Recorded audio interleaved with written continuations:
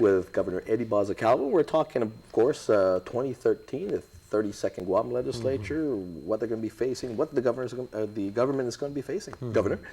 Well, still the challenges that were before the election and the opportunities that were before the election are still there after the election.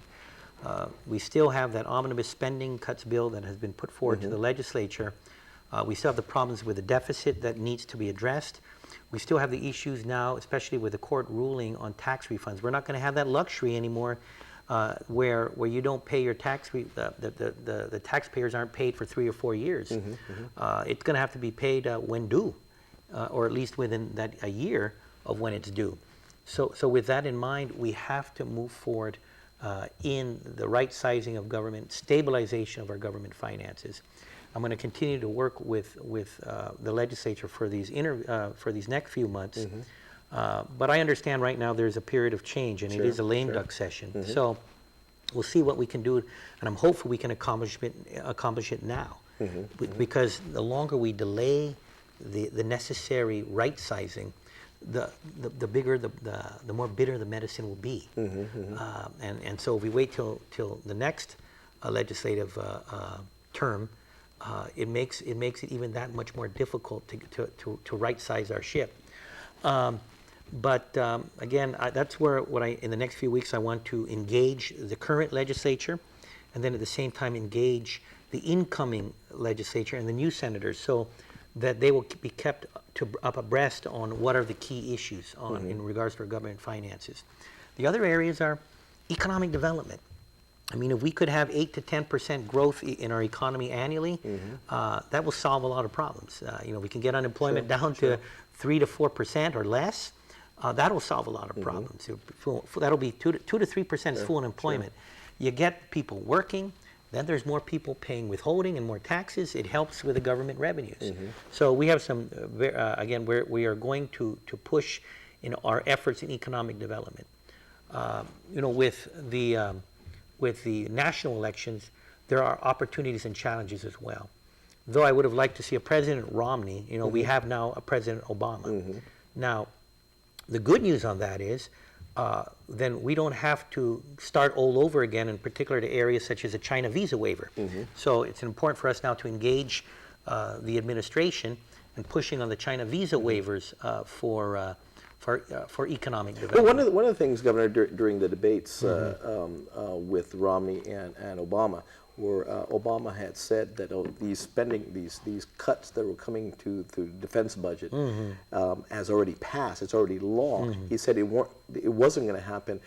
What do you see happening between now and then? Because it's law. They're going to have to undo that law in order for those spending cuts not to really affect the. See, that was already the current cuts, where the $500 billion in defense cuts have already been passed into law.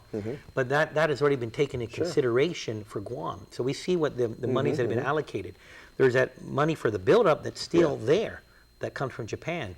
So that's still in play that we can move forward on. The big problem is if they go over the fiscal cliff and sequestration occurs, that's right, because that means another $500 billion in cuts, and that is what's going to have a major impact in terms of the military spending here. And also, let's see what happens in some of our social programs as well. So these are areas that we have to work with the administration. How can we build this economy and kind of eliminate some of the constraints that we have, like the issues on the onerous visa process for China. One of the challenges I'm concerned with President Obama, they're going to move forward with Obamacare. And you saw the opinion of the Attorney General, and the public auditor knows this. That's going to have a $75 million impact on Guam. How are we going to pay for it? Money we don't have. Yeah, I think what we need to do in this effect for fiscal year 2013 and for the next 2 years in my term as governor for this term, work with the legislature, work with our congresswoman, but we have to actively engage with the federal government, and even if it means legal action in certain areas, because of a lot of these onerous federal constraints on us, and whether it's the Obamacare that is unfunded, whether it's some of these areas that are unfunded mandates through the regulatory process. Look what just happened with GPA. So we have a choice either between $400 million in upgrades for putting scrubbers in our power plant smokestacks, or $300 million for LNG. LNG, yeah. The same issues are for the Clean Water Act, for our landfill, and for secondary wastewater treatment, or compact impact, or EITC. All federal regulations and mandates that aren't funded. So we intend to be more aggressive with the federal government. I must hand it to Vice Speaker Cruz. I agree with them. In one hand, they're pushing us on issues on the Department of Corrections facility and how to upgrade it. But then at the same time, their compact treaty, we have 200 citizens of the FAS states in the prisons. So we have to be more aggressive with the federal government. Can we make an argument then in order for us to try to attain the China visa waiver in regards to acquiring that visa waiver and be less reliant on, say, our federal counterparts in some of these issues? Can that argument be made, and can we make that argument and win that argument? I think with the visa waiver, that's why with the Obama administration, we've already seen that the Defense Department representatives don't have a problem. They feel it's workable. Homeland Security also has their issues. They feel they're workable. It goes back to the FBI, and where we need to work with the FBI and deal with some of the issues that they see in terms of counterintelligence in regards to the China visa waiver. But see, now with the administrations continuing to be in place, we're not going to have to start from ground zero again and work our way up. We know the same players that are there, and we're going to be working more aggressively on the China visa waiver. We're already seeing the potential for Guam.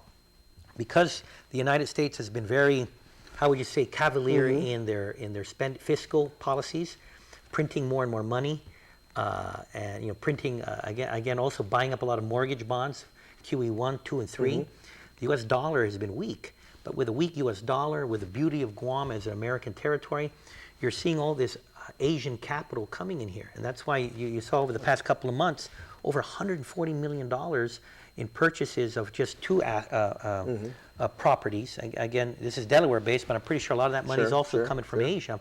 But even prior to that, there have been transactions coming from Asia. So there's a lot of opportunities for Guam. For the federal government, we have to fight two fronts.